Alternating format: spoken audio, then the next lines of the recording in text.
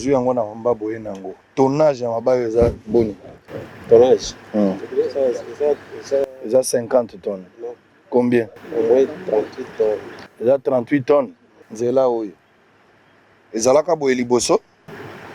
C'est la première tour de service. Premier tour nde boza koya.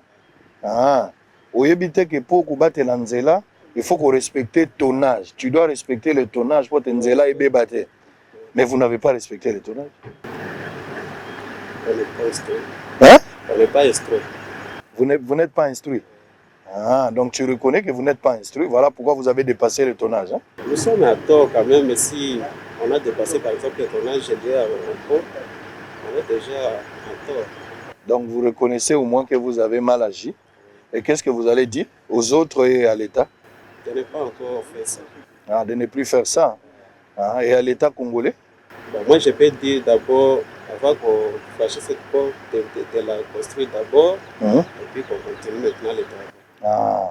Qu'on arrête d'abord les trafics, on termine avec les ponts et vous allez reprendre le chemin.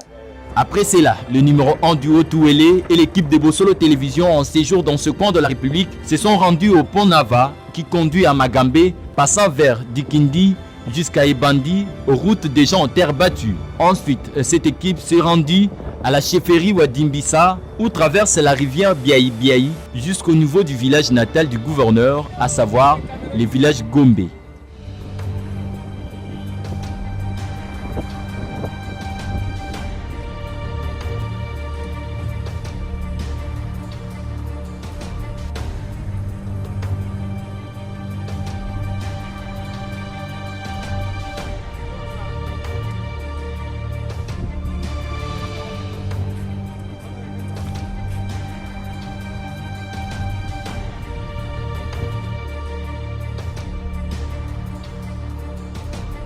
Arrivé vers la rivière Bia, le gouverneur de la ville a présenté un projet de construction d'un aérodrome en Célier. Christophe Nanga précise également qu'il aura beaucoup d'apports dans ce projet pour sa réalisation, étant donné qu'il aidera à réduire quelques kilomètres de route à parcourir et ces raccourcis facilitera la circulation. Christophe Nanga révèle les 5 objectifs qu'il tient mort du kiss pour l'aboutissement de ces projets.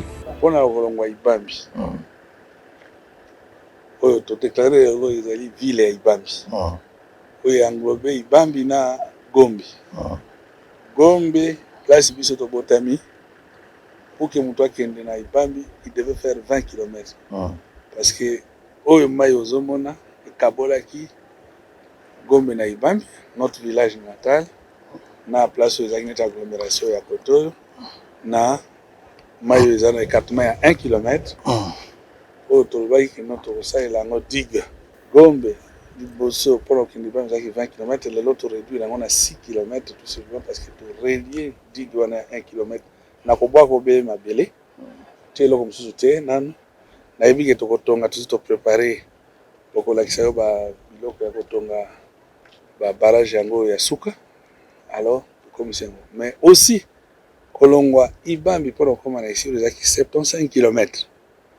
Alors que nzela ya mukuse o batu tamsi ya makolo on ko pratiquer bo baza ku négliger yango ke tamsi ba benga ngo route de dessert agricole comme si za route moko négliger eza ba route principale te oyo ke l'état azana souvent difficulté à ko financer yango alors qu'en réalité ba route wana ya dessert agricole ce qui batali rentabilité yango pour la distance on aurait pu rendre yango ba route principale. Donc il fallait que non au niveau ya autour biso gouvernement provincial total qui te dit non to fanda nano to se remettre en cause si pona mutu alongwa Ibambi pona koma ici il faut ça la 75 km ezala bango nini mais quel que soit obstacle ezala nzela to passer dans zéro bato ya makolo balandaka bato ya vélo difficilement bato ya moto presque pas mutu kana parlo to passer dans nzela oyo to komisa ngo nzela moko na standard moko que n'importe quel tonnage eleka na nzela wana to passer yango et comme ici Ibambi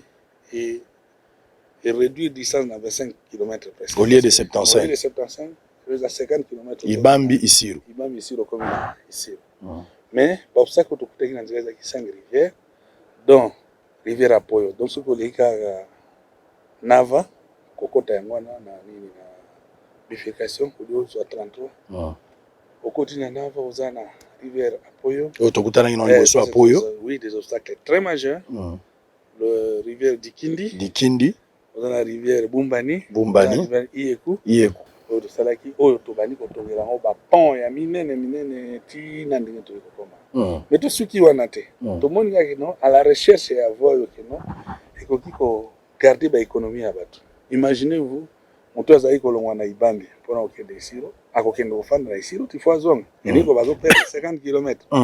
Les lois ko gagner 50 km pendant des années et des années biso ko bota mitina na koma bo bato bazo perdre toujours 50 km de plus. Lelo to kati yango komi ba économie ya bato wana donc to servir ndaku nyonso donc ménage nyonso ouais et bénéficier de ces 50 km aller-retour ici au lieu de faire 150 km lelo ba sala 100 km.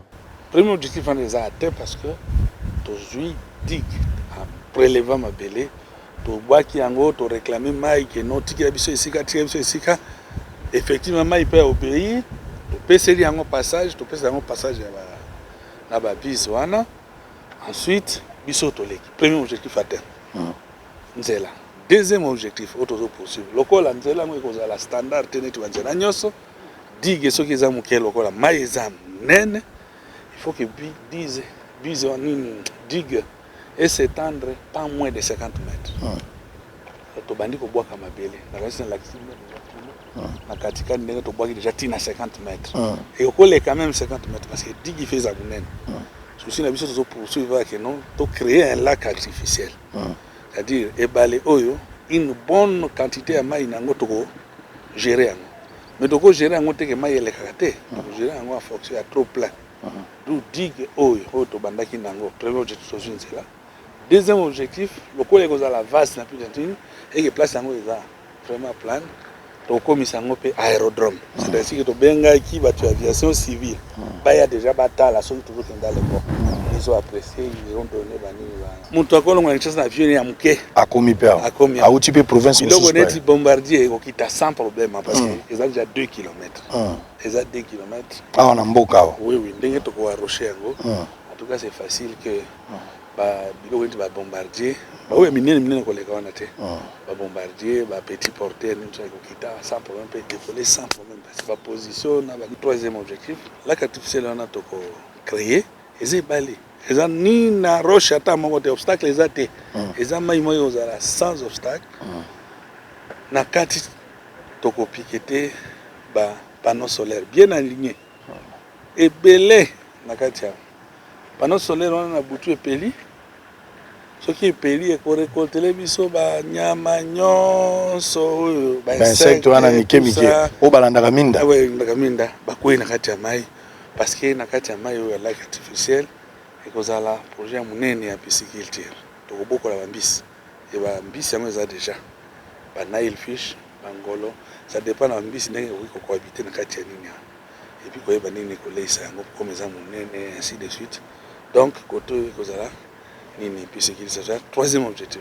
Quatrième objectif c'est que mai oyo to kangela lac artificiel oyo to kangela eza mwa likolo kuna eza mwa na se so to kita msuna ba 2 3 ou 5 km pente eza siko makasi et puis na digue ndenge to ko matisa ngo awa to ko créer des nivelations à travers conduite forcée ya mai c'est-à-dire to créer siko section moko ya muke mai ya mingi oyo ezokende ko kweya kuna pression beaucoup ya nango parce que mai ya na prévu ya makasi pression beaucoup ya nango kuna ndio ba turbine pour que et produire biso minimum ya courant tout ko produire en série ce qui est que bimisa nini chaque section bimisa 1 méga ou bien demi méga donc il faut multiplier en série bimisa pour na biso ya mingi kuna oyo il faut servir d'abord pour la conservation ya bambisi pour na ko créer sikoyo habitation agglomération munene ya Ibambi yo bénéficier na nini na électricité. Ça c'est le quatrième objectif. Et cinquième objectif,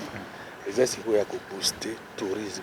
Les longs lacs artificiels, kotonga bandako, créer des conditions que non, batu, baya to vivre ensemble parce que courant est déjà, billet est ambitieux, mai est traité, c'est-à-dire courant to produire, to ça la captage à mai moko pour na que desservir na kati ya ville ya Ibambi. Ce sera une résolution qui est un pas de développement pour la contrée. Surtout que la collectivité Nabiso n'avait aucune richesse. C'est une ancienne collectivité, oui, qui est très choyée. La gestion est haute-huilée, c'est faite de façon atypique. Nous avions bien voulu recréer notre façon de faire. Parce qu'on ne sera pas là qu'à de copier des choses et qu'on sait très bien que non, ils ont même besoin de résultats. Ceux qui viendront nous juger demain doivent comprendre que non, notre gestion, c'est basé sur des faits pour les autres résultats. L'homme a présenté un vaste champ de palmiers qui servira de protection pour la chaussée et pour protéger les routes afin de garantir sa durabilité, mais aussi produire de l'huile de palme industrielle, pourquoi pas devenir une première ressource d'exploitation de l'huile de palme. Politique et pour ces alliés, il y a pour la population et c'est pour créer une agglomération. On a compris sa chance na bana, on a l'union, il y a potanga. Il y a des soins médicaux, mais aussi il y a l'intégration. Tandis que ceux qui ont sali l'agglomération, ont créé l'agglomération, et une collaboration malade qui doit assainir le climat des affaires. Parce que, par exemple, il y a la capitale Nabiso. Ok, la capitale est toujours le investisseur.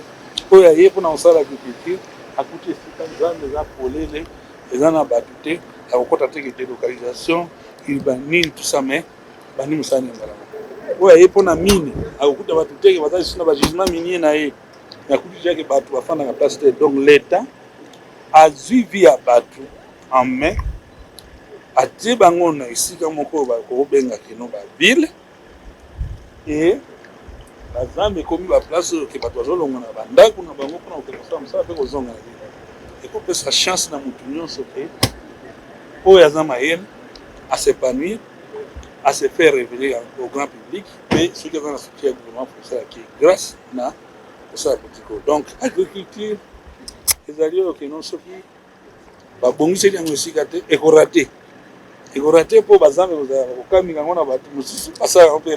fait mais bateau ba yesi ko ba sa l'agriculture pe bazo boyela bango et to traîner. C'est-à-dire que notre province na biso j'aurais aimé que na fait un mandat comme la première producteur de palme. C'est ainsi que nous avons lancé le projet de culture et banoir de palme. On a la collectivité paysanne. Pas d'une famille sans et 100, les autres 148 pieds à nini à canois de palme. On a hectare mort. On a dit ça, alors, ce qui le projet a lancé, c'est que la végétation a pu une bonne partie comme remplacer la ligne dans la zone de Mbila, donc il y a progressivement. Je parie que non, et que vous avez une façon pour transformer l'huile de palme en huile végétale, pour transformer l'huile palmiste, pour ça, le savon, pour industrie, et puis on a continué que courant et ça parce que ce que vous avez courant à mon et qui est basé au construire en tina na ngwe ça vous avez matière première pour benda ba industrie pour processer.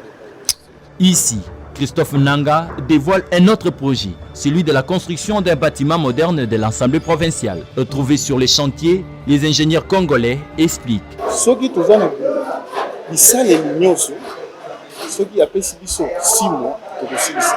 Kasi ndeko Israël tikana yebisa yo awa point d'approvisionnement na biso ezali epai ya bafrançais ozwa pas de fer neti toza na ngo il faut leka na Uganda ozwa ciment ya misala ebele peut-être oyo 500 000 sacs il faut katia na Uganda ciment ya Kinshasa ekomelaka biso awa après 4 mois 5 mois le point oyo ya biso kokendaka kozwa matériel mingi ezali na ngo mais yango biso toza basali biso toza batechnicien toza bapoliticien kasi kolandana na ndenge monsieur le gouverneur azali kosala soki akoki koconnecte ville ya Isiro na Kinshasa ville ya Isiro na bamboka mosusu oyo ya biso domaine ya construction ekozwa mwa ekozala allégé ekozwa mwa avance par rapport na ndenge toza soki omoni biso awa babengi biso na makosa te bengi biso basangisi biso balobi toza na makambo boye tolingi tosala asali appel d'offre ye nango bengi biso tose conformer donc à bonne et due forme bacritère oyo batiaki lolenge basengaki tofandi bapesi biso cahier de charge toanalyse et tobimiseli bango likanisi oyo mpona assemblée. Désormais, tous les gouverneurs qui vont passer à la tête de la province de Haut-Ouélé vont s'installer dans cette maison appelée Maison Blanche qui est en phase de construction. Christophe Nanga ne s'est pas arrêté là. Le gouverneur du Haut-Ouélé construit également une nouvelle cité au nom de Kapsa. Tout semble être en ordre dans cette province depuis l'arrivée de Christophe Nanga. Même les engins utilisés par les ingénieurs pour certains travaux ne sont pas laissés en débandade car il y a un garage prévu pour garder tout ça.